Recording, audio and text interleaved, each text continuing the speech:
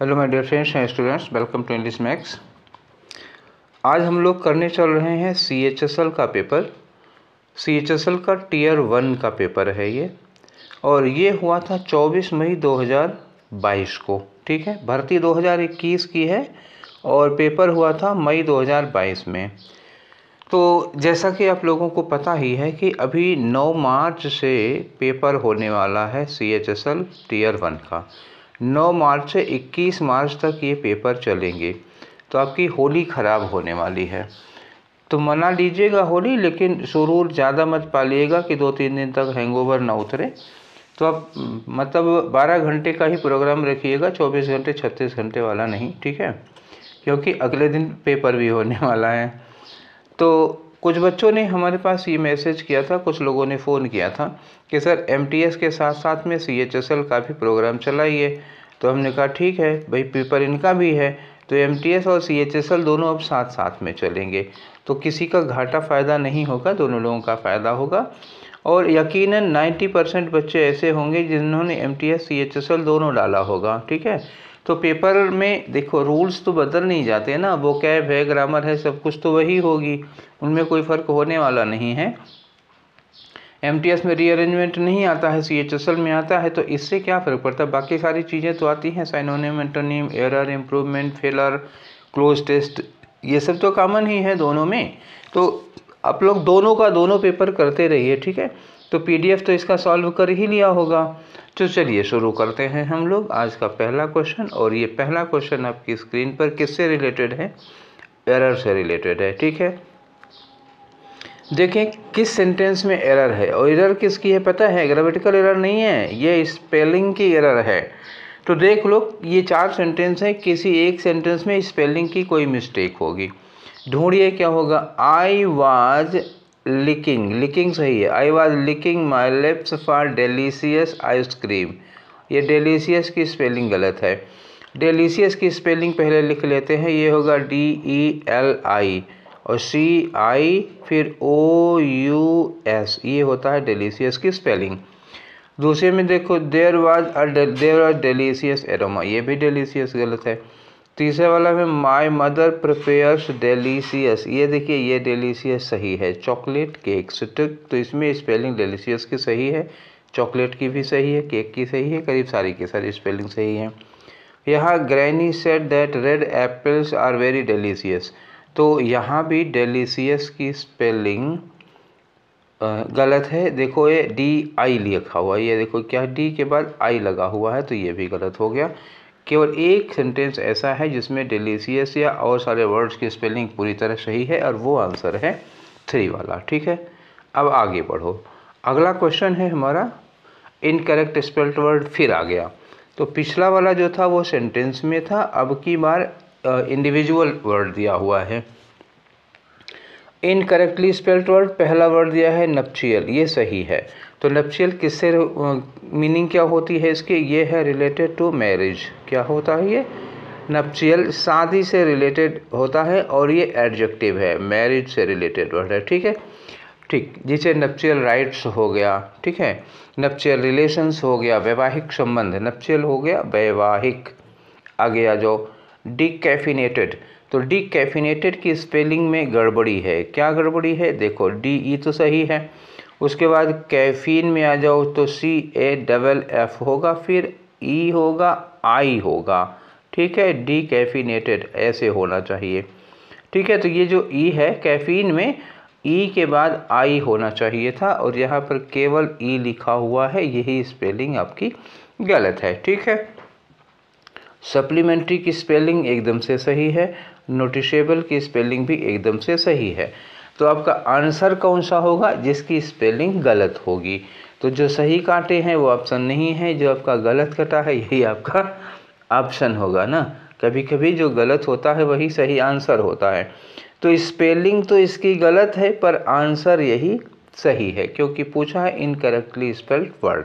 आगे आ जाओ question number 3 में। तो क्वेश्चन नंबर 3 क्या कह रहा है, इसमें एक सेंटेंस एक्टिव वॉइस में दिया हुआ, देखो क्या लिखा है कि select the option that express the given sentence in active voice. ठीक है, सेंटेंस पैसिव में है, उसकी एक्टिव वॉइस बतानी है आपको। सेंटेंस क्या है, the lock has not yet been repaired by the locksmith. तो लॉक स्मिथ कौन होता है, ताला बनाने वाला। देखो जिसमें भी स्मिथ लगा दोगे वो बनाने वाला हो गया। आयरन स्मिथ हो गया लोहे का काम करने वाला, गोल्ड स्मिथ हो गया सोने वोने का काम करने वाले, लॉक स्मिथ कौन हो जाएगा, जो ताले पर काम करता है। तो बाय द लॉक स्मिथ में ये बाय छोड़ के लॉक स्मिथ कहाँ हो जाएगा, द लॉक स्मिथ पहले आ जाएगा, ये यहाँ आ जाएगा। और ये जो हैज़ नॉट बीन रिपेयर्ड है उसमें क्या होगा, ये बीन हट जाएगा, एक्टिव बनाओगे तो क्या हो जाएगा, हैज़ नॉट रिपेयर्ड हो जाएगा। ठीक है, तो ये हैज़ नॉट रिपेयर्ड हो जाएगा और ये जो द लॉक है ये बाद में चला जाएगा, रिपेयर्ड के बाद लॉक चला जाएगा, ये चला जाएगा पीछे, ये वर्ब आ जाएगी यहाँ पर। ठीक है, तो चलो देख लेते हैं हम लोग। हैज बीन का हैज हो जाएगा, कुछ और नहीं होगा। तो अगर आप हैज नॉट बीन से ही पकड़ना चाहें आंसर तो पकड़ सकते हैं। ये देखो डज नॉट लिखा हुआ है। ठीक है, तो एक्टिव में डज होता है तो EJMR हो जाता है। ठीक, और अगर पैसिव में हैज़ है, ठीक है, हैज़ बीन है तो उसका बीन हटा के हैज़ रख देंगे तो ये गलत हो गया। ये हैज़ एक ही में हैज़ लगा हुआ है, यहाँ देखो इज़ लगा दिया, इज़ नहीं हो सकता और हैज़ का हैड नहीं हो सकता, डायरेक्ट इनडायरेक्ट थोड़े है ये। ठीक है, तो एक में ही हैज़ लगा हुआ है यार, मतलब और कुछ ज़्यादा करना ही नहीं था इसमें। आप केवल हैज़ पकड़ के चलते तो भी आपका ये आंसर हो जाता, तो केवल बी दूसरा वाला होगा। ठीक है, अब आगे आ जाओ चौथे पे। चौथे में क्या दिया है, एक इडियम दिया है, उसकी मीनिंग बतानी है आपको। इडियम क्या है, अ फ्लाई ऑन द वॉल। मान लो एक दीवार है आपके घर में, आप अपने ड्राइंग रूम में बैठे हैं, ये दीवार है, इस दीवार पे यहाँ एक मक्खी बैठी हुई है। ठीक है, ये मक्खी देख रही है आप लोग क्या कर रहे हैं, तो आप मक्खी को तो नहीं देख पाएंगे, मक्खी आपको देख रही होगी। इसका मतलब हुआ कि एक कोई ऐसा व्यक्ति जो आपको ऑब्जर्व कर रहा है, आप उसको नहीं कर पा रहे हैं। ठीक है, तो ये मतलब निकलेगा। तो अ विजिलेंट सिक्योरिटी गार्ड, एक बहुत सतर्क सिक्योरिटी गार्ड, नहीं ये आपको सिक्योरिटी गार्ड नहीं कर रही है। अगला आ जाओ, एन अनपरसीव्ड ऑब्जर्वर। अनपरसीव्ड ऑब्जर्वर का मतलब क्या होता है, एक ऐसा ऑब्जर्वर जिसे आप नहीं परसीव कर पा रहे, जिसे आप नहीं महसूस कर पा रहे हैं। तो यही होगा, जो छुप के आपको ऑब्जर्व करे, आप उसको ना देख पाएँ, तो दूसरा वाला आंसर होगा। इंटेलिजेंट पर्सन या वेलकम अनवेलकम गेस्ट नहीं होगा, इसको छोड़ो। आगे आ जाओ क्वेश्चन नंबर 5 में। क्वेश्चन नंबर 5 क्या कह रहे हैं, वही देखो अंडरलाइन किया हुआ है, ये देखो लिखा है फेस द वॉल। इम्प्रूवमेंट का मामला होगा ये। ठीक है, इसकी जगह पर कौन सा वर्ड यूज कर सकते हैं हम। ठीक, तो चलो देखिए क्वेश्चन पढ़ते हैं पहले, उसके बाद आप कर पाएंगे। क्वेश्चन है, if we do nothing to curb the pollution. Curb का मतलब कंट्रोल करना। अगर आप पोल्यूशन को कंट्रोल करने के लिए कुछ नहीं करते हैं तो आई गारंटी, हमारी गारंटी है कि we will face the wall in future. तो भविष्य में हम भुगतेंगे। तो जो भविष्य में हम भुगतते हैं उसके लिए फेस द वॉल नहीं होता, उसके लिए एक इडियम होता है फेस द म्यूजिक। ठीक है, फेस द म्यूजिक का मतलब होता है दुष्परिणाम भुगतना। क्या होता है, दुष्परिणाम भुगतना। हम आज जो कुकृत्य करेंगे, कुकृत्य समझ रहे होंगे ना, हाँ, तो ये देखो पोल्यूशन बढ़ाना कुकृत्य ही है और हमें इसका नतीजा भुगतना पड़ेगा। भुगत भी रहे हैं फिर भी समझ नहीं रहे हैं, आगे चल के क्या नतीजा होगा ये इंसान नहीं समझ रहा है। तो ऑप्शन आपका क्या होगा, फेस द म्यूजिक यहाँ लगेगा। ठीक है, फेस द वॉल नहीं। चलिए आगे बढ़ते हैं। अगला है साइनोनियम का क्वेश्चन। तो साइनोनियम किसका, एम्बल का है। तो एम्बल का मतलब होता है ना मूव करना, चलना। ठीक है, ये किसके लिए लगा है, चलने के लिए। जैसे इसी से एक वर्ड बना होता है एम्बुलेंस। ठीक है, एम्बुलेंस आपका मतलब जानते हैं ना, एम्बुलेंस चलती फिरती हॉस्पिटल, ये एम्बुलेंस हो गया। ठीक है, एक उसी से बना होता है पैराम्बुलेटर। ठीक है, पैराम्बुलेटर कौन होता है, आप लोगों से कई बार एग्जाम में पूछा गया है। पैराम्बुलेटर जो रस्सी पर चलता है वो पैराम्बुलेटर कहा जाता है। चलती फिरती हॉस्पिटल एम्बुलेंस होता है। सोमनैम्बुलिस्ट एक वर्ड होता है, सोमनैम्बुलिस्ट मतलब क्या हुआ, एम्बुलिस्ट इसमें भी लिखा है, सोमनिया नींद के लिए लगता है, तो सोमनैम्बुलिस्ट जो नींद में चलता है। तो एम्बल चलने के लिए लगेगा। अब इसके लिए वर्ड आ जाओ, बस्टल है। बस्टल एक मुहावरा होता है, हस्टल बस्टल। हस्टल बस्टल का मतलब क्या होता है, हलचल कहीं मची हुई है किसी बात की तो हलचल हो जाएगा। स्टेयर का मतलब क्या होता है, एक टक देखना, किसी को घूर कर एक टक देखना। वंडर का मतलब क्या हुआ, इधर उधर भटकना। यही होगा आपका आंसर, जो इधर उधर चल फिर रहे हैं, घूम रहे हैं, भटक रहे हैं, वो ये हो जाता है। ट्रॉट चलने का एक ढंग होता है, तरीका होता है, उसको कहते हैं ट्रॉट। ठीक है, तो ये वॉकिंग स्टाइल कह सकते हो, ट्रॉट जो है वो वॉकिंग स्टाइल है। तो अम्बल की मीनिंग क्या होगी, एम्बल मतलब क्या होता है, मूव करना, चलना फिरना। इसके लिए क्या लगेगा, वंडर, इधर उधर चलना फिरना। ठीक है, अब आ जाओ क्वेश्चन नंबर 7 में। Question number 7, बेनिवोलेंस। बेनिवोलेंस का क्या बताना है आपको, साइनोनिम बताना है। साइनोनिम, अब बेनिवोलेंस में देखो ये वर्ड किससे बना हुआ है, बेन से बना हुआ है। और बेन जो होता है ना, वो गुड या वेल के लिए यूज किया जाता है, बहुत अच्छे सेंस के लिए यूज किया जाता है। और एक वर्ड होता है आपका माल, ये लिखा हुआ है मैल, जिसको कहते हैं MAL लगा होगा या MAL लगा होगा, ये ठीक उसका उल्टा है, ये बैड के लिए यूज किया जाता है, एविल के लिए लगा जाता है। वोलेंस मतलब क्या होता है, ये एक फीलिंग या भावना होती है। ठीक है, तो बेनिवोलेंस क्या होता है, अच्छी भावना, दूसरे के प्रति जब हम बहुत बढ़िया सोचते हैं, दूसरों का भला सोचते हैं। अभी ये सोच लो, बेनिवोलेंस मतलब जो दूसरों का भला सोचता है, दूसरों के लिए भला करता है, तो उसको हम क्या कहते हैं, परोपकारी या कल्याण सोचता है दूसरों का। तो ये दयालु टाइप का आदमी होगा ना, जो दूसरों पर दया करता होगा, ये दयालु। काइंड हो जाएगा आदमी ना, काइंड होगा, मर्सीफुल होगा। ठीक है, ये हो जाएगा। जेंटिल होगा, जेनरस होगा। अब आ जाओ सीवियरिटी। सीवियरिटी मतलब किसी चीज़ की बहुत ज़्यादा तीव्रता, तो ये हो नहीं पाएगा। मेल वोलेंस, यही चीज़ देखो, अभी मैंने बोला था ना कि MAL लगा दिया, मेल हो गया, उसके बाद इसमें वोलेंस लगा दोगे तो वोलेंस का मतलब क्या होता है, फीलिंग आई, भावना आई। तो मेल का मतलब हो गया बुरा, बैड फीलिंग होती है किसी के प्रति, इसका मतलब क्या हुआ, ये अपोजिट हो जाएगा। जो बेनिवोलेंस है वो मेल वोलेंस का एंटोनिम हो जाएगा एकदम से। ठीक, ये बेनिवोलेंस दूसरों का भला करता है, मेल वोलेंस दूसरों का बुरा करना चाहेगा। अब आ गई बात कंपैशन की। कंपैशन का मतलब क्या होता है, दया किसी के अंदर जो होती है, ये कंपैशन कौन हो गई, दया हो गई। तो ये सिमिलर वर्ड मिल गया, ये हमारा साइनोनिम हो जाएगा। इम्पैशन होगा, तो पैशन माने क्या होता है, पैशन माने जोश या जुनून होता है। इम्पैशन कर दो तो वर्ब बन जाएगी, किसी के अंदर जोश भर देना, जुनून भर देना, उमंग उत्साह भर देना, वो इम्पैशन हो जाएगा, तो ये वर्ब हो जाएगी। ठीक है, तो अब आ जाओ हम लोग फाइनली सॉर्ट आउट कर लेते हैं। बेनिवोलेंस होता है परोपकार या सहानुभूति या दया की भावना, और कंपैशन का मतलब भी होता है दया की भावना। तो ये दोनों एक दूसरे के क्या हो गए, साइनोनिम हो गए, और मेल वोलेंस बेनिवोलेंस का एंटोनिम हो जाएगा। ठीक है, तो इतनी बातें आप याद रखो। कंपैशन भी आपके काम की चीज़ है, दूसरे के अंदर जोश या उत्साह भर देना। ठीक है, आगे बढ़ो क्वेश्चन नंबर 8 पर।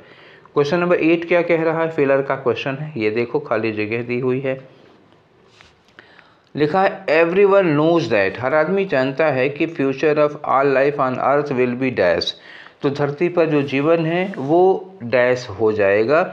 If people do not control the contamination of the environment, अगर हम पर्यावरण का कंटेमिनेशन रोकते नहीं हैं, प्रदूषण को रोकते नहीं हैं, तो धरती पर जो जीवन है वो डैश में हो जाएगा। तो जाहिर सी बात है, यहाँ पे खतरा है, तो पूरा धरती पर जो जीवन है वो डेंजर में होगा, खतरे में होगा, मतलब विलुप्त होने के कगार पर होगा, कभी भी विनाश हो सकता है। तो धरती पर यहाँ जो लगेगा वर्ड क्या होगी, वर्ब की थर्ड फॉर्म होगी, क्योंकि देखो विल के साथ बी लगा हुआ है ना, विल बी के साथ एडजेक्टिव है या थर्ड फॉर्म में। तो डेंजरस, धरती का जीवन डेंजरस, खतरनाक होगा या खतरे में होगा। तो डेंजरस यहाँ लिखा तो है, लेकिन जीवन खतरनाक नहीं बल्कि खतरे में होगा, और डेंजरस खतरनाक हो जाएगा, ये वाला नहीं लगाओगे। एंडेंजर्ड ये लगा सकते हो, वो खतरे में है। ठीक है, तो आपका आंसर क्या होगा, एंडेंजर्ड होगा। डेंजर्ड नहीं होगा, एंडेंजर्ड होगा, क्योंकि डेंजर्ड वर्ब नहीं होगी। इसको वर्ब बनाने के लिए इसके पहले EN लगाना पड़ता है, एंडेंजर्ड होगा, और डेंजर भी नहीं होगा। ठीक है, बात समझ में आई। तो इसका जो आंसर होगा वो कौन सा होगा, एंडेंजर्ड। एंडेंजर्ड मतलब खतरे में। ठीक है, आगे बढ़ो, अगला क्वेश्चन करते हैं, क्वेश्चन नंबर 9। तो क्वेश्चन नंबर 9 अंडरलाइन किया हुआ है, उसका मतलब बताना है आपको। मतलब क्या, इसकी जगह पर क्या हो सकता है, ये लिखा है इम्प्रूव द अंडरलाइन पार्ट, लिखा है डू, उसके बाद लिखा है you mind me to being here while you are working. तो सबसे पहली ये बात कि जब हम माइंड वर्ड यूज करते हैं, माइंड ये दिमाग के लिए नहीं है, बुरा मानने के लिए है, ठीक है, ये वर्ब वाला माइंड है, दिमाग वाला माइंड नहीं, जो खोपड़ी में होता है वो वाला नहीं है। इसके बाद जब भी दूसरी कोई वर्ब यूज की जाती है तो आईएनजी फॉर्म में होती है। जैसे कोई ये कहते हैं कि do you mind shifting a bit, थोड़ा खिसकने का कष्ट करेंगे, तो ये माइंड के बाद वर्ब की आईएनजी फॉर्म लगाई जाती है। अब इसी से पकड़ो, यहाँ लिखा है माइंड, तो यहाँ टू लगा हुआ है, टू हमें लगाना नहीं है, क्लियर। बस यही ध्यान रखना कि टू नहीं होगा और ये बीइंग हो सकता है, वर्ब की आईएनजी फॉर्म होगी। कोई पूरा सेंटेंस है do you mind me being here while you are working, तो जब तक आप काम कर रहे हैं तो अगर मैं यहाँ बैठूँ तो आपको बुरा तो नहीं लगेगा, काहे नहीं लगेगा, ठीक है, डिस्टर्ब करोगे इसी में तो अब यहाँ आ जाओ, डू यू माइंड, तो यहाँ पे हमको ढूंढना, यहाँ डू यू कैन, अब डू भी लगा हुआ है और कैन भी लगाओगे, दो कैसे लगा सकते हो। अब यू के बाद ये माइंड, जब डू लगा हुआ है तो माइंड में एस कैसे लगाओगे, ये भी गया काम से। Do you mind me being, ये एकदम से ठीक ठीक लग रहा है, यहाँ फिर देखो बीइंग के पहले टू लग गया तो ये लगेगा नहीं। अच्छा, ऊपर यहाँ डू लगाए हो तो विल कैसे लगाओगे, ये भी नहीं लगेगा। तो आपका कौन सा आंसर हुआ, बस यही तीसरा वाला बचेगा और कोई बचेंगे नहीं। फिर आगे आ जाओ क्वेश्चन नंबर 10 पे। तो क्वेश्चन नंबर 10 क्या कह रहा है जी, साइनोनियम बताना है। आज भरमार साइनोनियम पूछा है यार, कितना साइनोनियम लेंगे। चलो आ जाओ रेनाउंस। रेनाउंस का मतलब होता है त्याग देना, खास तौर से ये गृह त्यागने के लिए यूज किया जाता है और ख़ास तौर से तब जब आप सन्यासी बनने जा रहे हो। तो जैसे राजकुमार सिद्धार्थ ने घर छोड़ दिया था गौतम बुद्ध बनने के लिए, तो उसको कहते हैं रेनाउंस, गृह त्याग करना, खास तौर से इसीलिए आता है। लेकिन अब गृह त्याग क्या, इसमें त्याग करने की कोई भी अंग्रेजी पा जाओ तो लगा सकते हो। कंडन का मतलब क्या होता है, माफ़ करना, एक्सक्यूज करना, ठीक है, गलती किए हो तो माफ़ कर दें, एक्सक्यूज करना हो गया कंडन, तो ये हमारा आंसर नहीं हुआ। हैम्पर का मतलब होता है बाधा डालना, ऑब्स्ट्रक्ट करना, किसी चीज़ को इम्पीड करना, तो ये बाधा डालने के लिए लगेगा, ये भी नहीं हो पाएगा। प्रिवेंट का मतलब होता है रोकना किसी को कोई काम करने से, ठीक है, जैसे आप सड़क पे खेल रहे हो, कोई रोक के मत खेलो वहाँ पे, तो प्रिवेंट हो गया, ये भी आंसर नहीं होगा। तो अभी एक बचा है, इसको तो होना ही होगा। फॉरसेक का मतलब होता है ना मना करना, रोकना किसी को, ठीक है,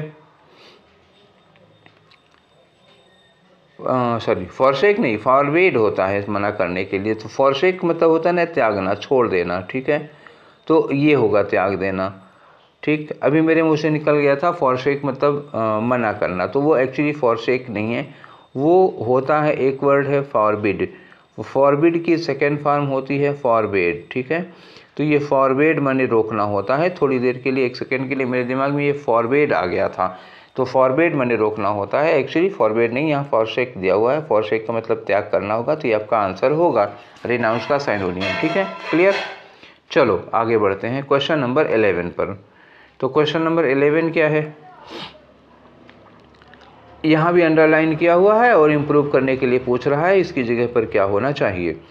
तो पीटर इज स्टडिंग हार्ड, एक लड़का है, खूब मेहनत कर रहा है रात दिन आप लोगों की तरह, to have score in the exams, exam में अच्छा नंबर पाने के लिए। तो पर्पज है ना ये बच्चा, अगर ये पर्पज बता रहे हो तो टू के साथ वर्ब की फर्स्ट फॉर्म लगाओ यार, टू हैव लगाओगे तो पास्ट का पर्पज हो जाएगा, ठीक है। तो इसलिए ये है परफेक्ट पर्पज हो जाएगा ना, तो परफेक्ट में नहीं लगाना है, परफेक्ट टेंस में, इसको इंडिफिनिट में लगाना है।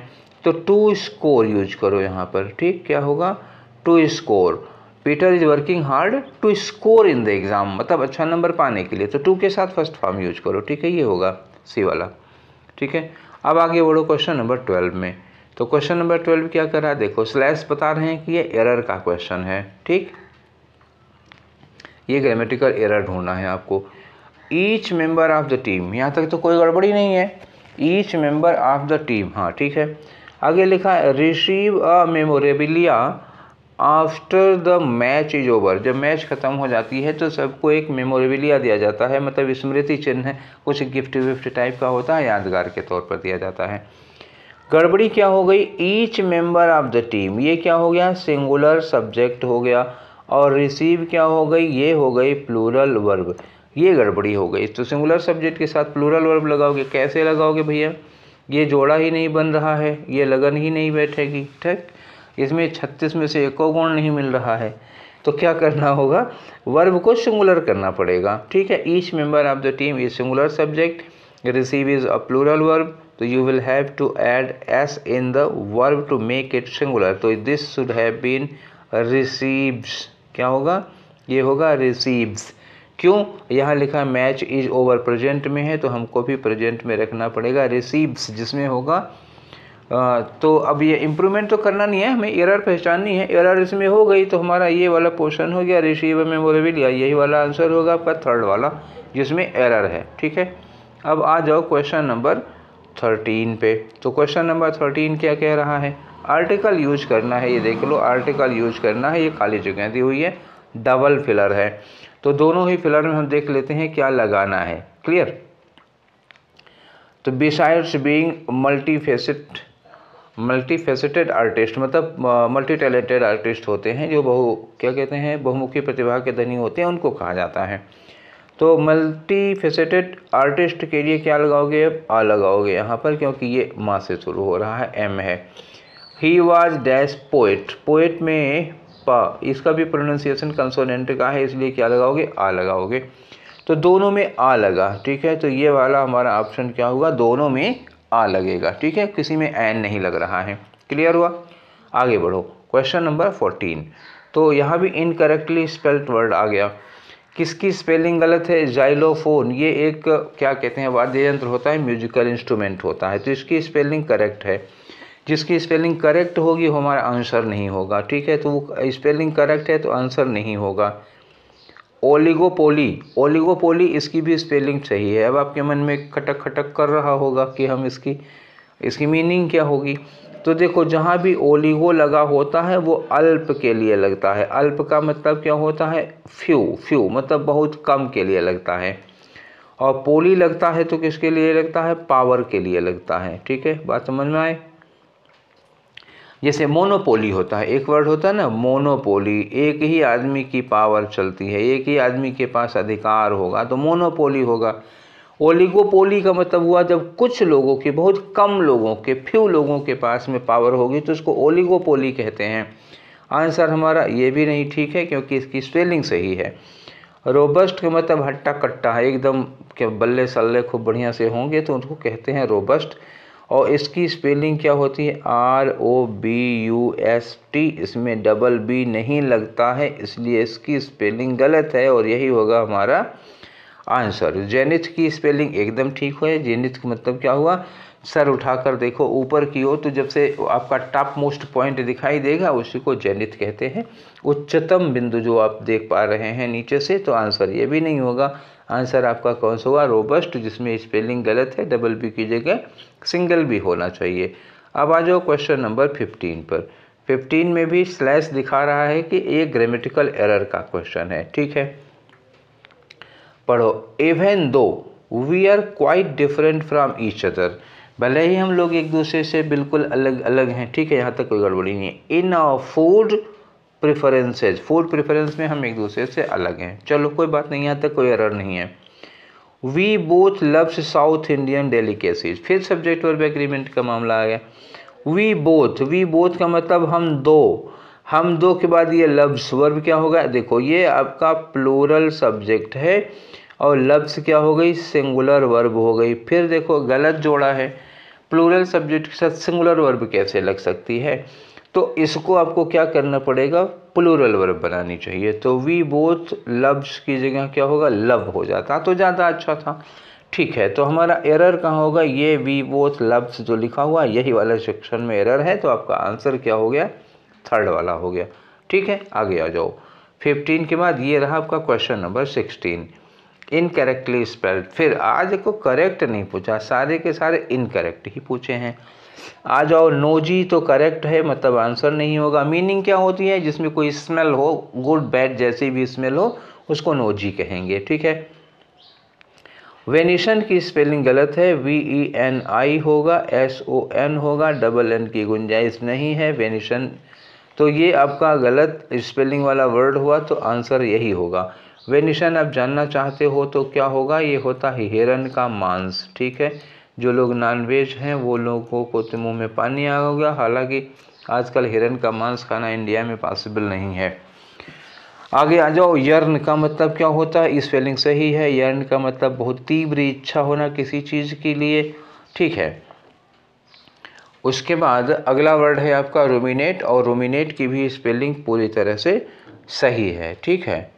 तो अब आप आ गए, इतने क्वेश्चन कर लिए। तो रूमिनेट की मीनिंग जानना चाहते हो तो इसका मतलब होता है ना चिंतन करना, मनन करना, किसी बात को लेकर के रिफ्लेक्ट करना, कंसीडर, ठीक है। ये हो गया। तो आंसर तो ये भी नहीं हुआ। फिलहाल आपको आंसर तो मिल ही गया है ना, तो उसमें क्या थे सारा टाइम लगाए। वेनिशन की स्पेलिंग गलत थी, यही आपका आंसर होगा। आगे आ जाओ। ये अरेंजमेंट का क्वेश्चन है भैया, तो थोड़ा देख लो, लंबा चौड़ा सेहत से है ये। तो ये है आपका एक पैराग्राफ दिया हुआ है। पैराग्राफ में सेंटेंस जंबल्ड ऑर्डर में है, उस जंबल्ड ऑर्डर को आप अरेंज कर दो। तो अरेंज करने के लिए, ठीक है, हमें चार के चारों सेंटेंस एक बार में दिखाई देने चाहिए, तब आप इसको कर पाएंगे। तो पहले आप इसको पढ़िए। यहाँ लिखा because the educational institutions teaching staff is actively involved. Because से शुरू हो रहा है, किसी का कारण दिया हुआ, ये पहला सेंटेंस नहीं हो सकता। आगे लिखा कि करिकुलर और academic activities refer to activities that cover the specified course of study. ये हो गया। लिखा दीज एक्सरसाइजेज, यहाँ दीज लगा हुआ है तो ये स्टार्टिंग में नहीं होगा, ठीक है। दीज मतलब ये पहले मेंशन किया गया होगा कोई चीज़, और वही, और क्या मेंशन किया है? एक्सरसाइजेज। जहाँ भी आपको एक्सरसाइजेज मिलेंगी उसके बाद ये सी वाला सेंटेंस लगेगा। These exercises are an essential component of the overall educational curriculum. ये हो गया, ठीक है। डी में आ जाओ। लिखा इन लेमैन्स टर्म, लेमैन कोई थे उनके टर्म में, तो उनके टर्म में curricular activities are activities that take place within the classroom, ठीक है। करिकुलर एक्टिविटीज़ वो एक्टिविटीज़ होती हैं जो क्लासरूम के अंदर की जाती हैं, घटित होती हैं, उसको कहते हैं, ठीक है। तो ये चार सेंटेंस हो गए। अब इसमें आपको पहला सेंटेंस ढूंढना है कि पहला सेंटेंस इसमें क्या होगा, ठीक है। तो आप देखिएगा कि किस बारे में बात हो रही है। करिकुलर के बारे में बात हो रही है, करिकुलर या एकेडमिक एक्टिविटीज़। इसमें लेमैन के टर्म में दिया हुआ है, तो लेमैन का टर्म क्या होगा? स्पेसिफिक सेंस में हो जाएगा।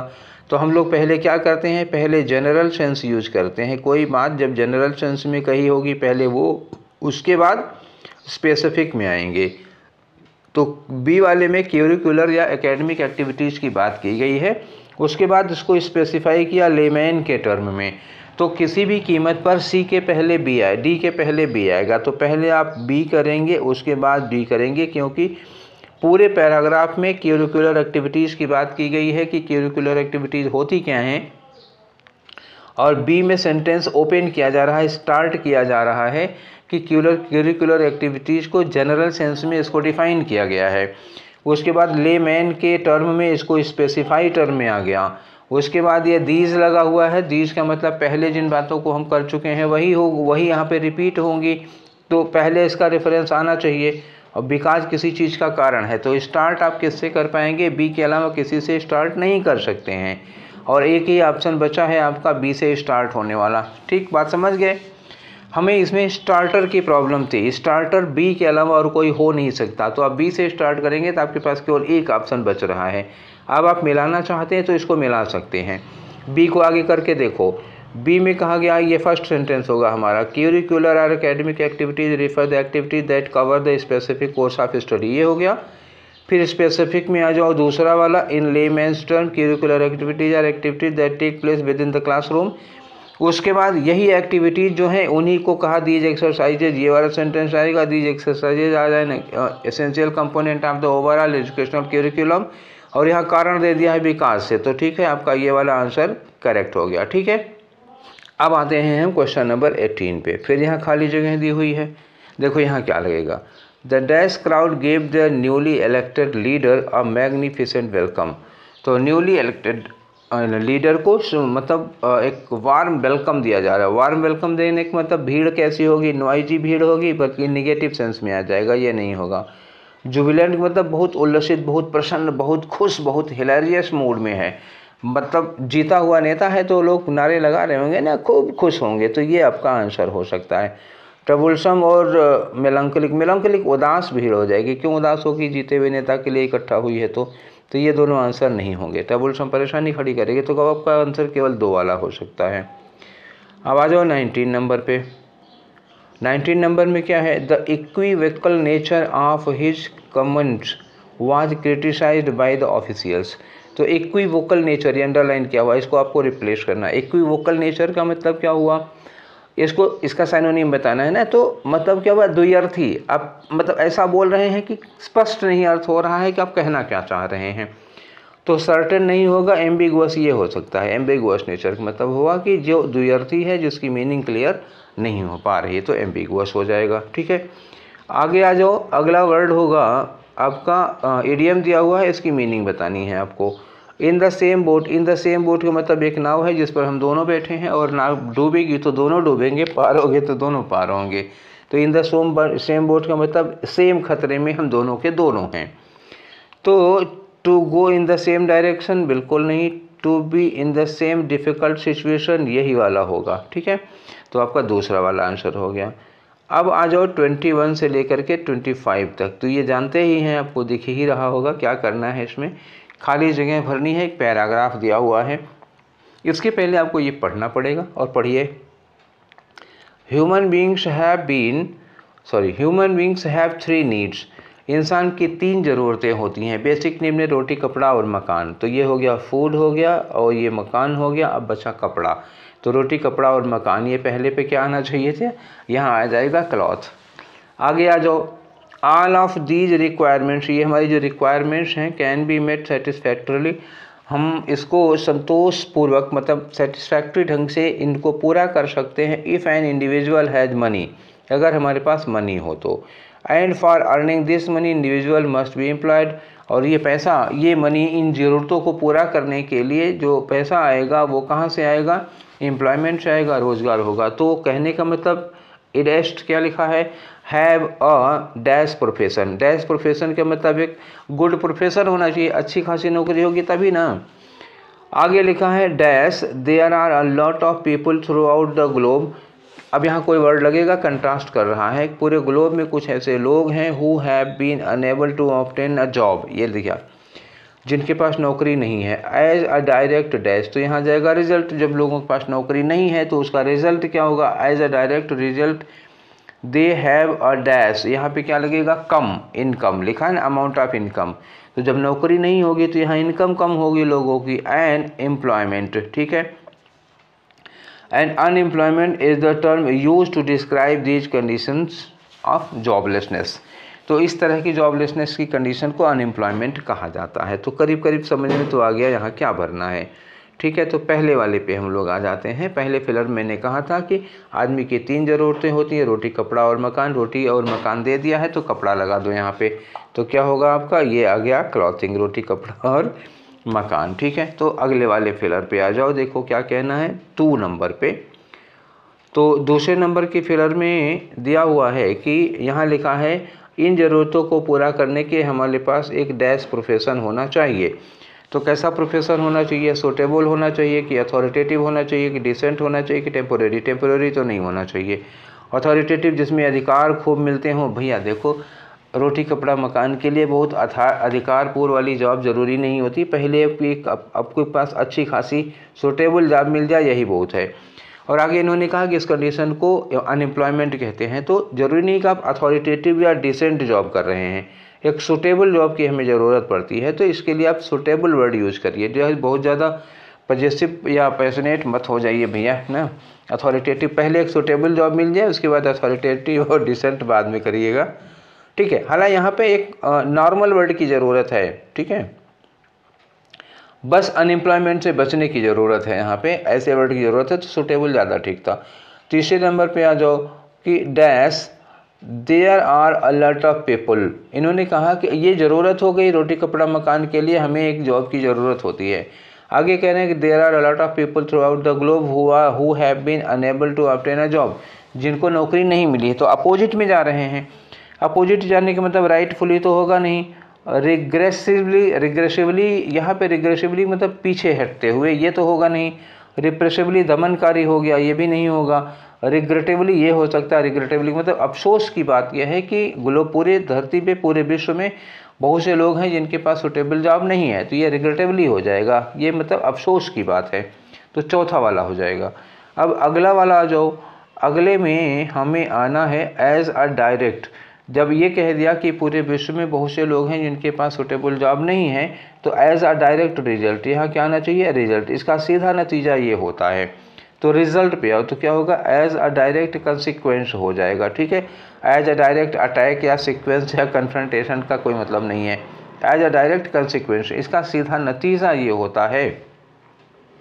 अगला क्वेश्चन क्या हो जाएगा कि दे have a and dash amount of income. अच्छा, जब नौकरी नहीं होगी तो इनकम कैसे होगी, बहुत कम होगी, तो बहुत कम के लिए क्या होगा, they have an average amount, average नहीं भाई, नौकरी नहीं होगी तो कम होगा, प्लेंटीफुल तो ज़्यादा के लिए हो गया, मीज़र होगा, हाँ बहुत कम होगा, ये हो गया मीज़र, मतलब बहुत कम, अल्प, बहुत थोड़ी सी इनकम होती है इनकी, माइनर तो एज के लिए लगता है, तो बहुत कम इनकम होगी इनके पास और ये ज़रूरतों को पूरा नहीं कर पाएंगे। इस कंडीशन को जॉबलेसनेस या अनएम्प्लॉयमेंट कहते हैं।